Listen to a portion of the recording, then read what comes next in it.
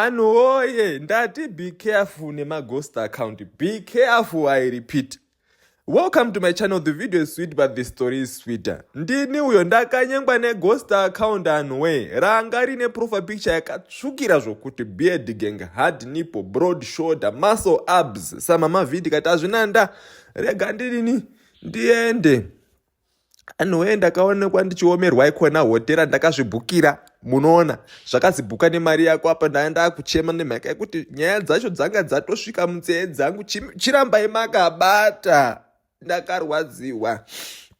Haikona ndamuka makurya munhu chero chinyarwadziwa unorya heartbreak. Ndo pandakazoti chandovira chiko muruna zvakanga zvakaoma. Haikona ndini uyo ndiri kutamba nekamba pane yakazondibate no ndakabate nhengo. Uyo ndigudo uyu chimira ndichitaura nhengo apa ndanda kumboita content yekutwitter yakashama owe kwanga kwakanaka. Haikona chandisina kuziva ngechekuti here munhu wandiisire message kuti uye kuno ari ghost account ndibaba Vai udoteste royalty. Ndakakanga royalty test ndakafoira. I'm not loyal, I admit and I agree and I'm not ashamed. I'm a bad person and I agree. Haikona ndanda kuchita snookering. Ndanda kungodaro kudzungaira mu1 room ndakangoti ini ndaitoziva kuti ndimwe ndaida kutoona kuti munodiniwo imimi vamuri kumbondidaidzirei. Dai anga ari umwe munhu maidini haikona ndakupinda mvura zvemudhidhi mukuru. Cast Coventry.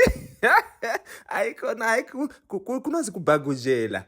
Ndakanakirwa apo ndakazorowera neonini amangozviona.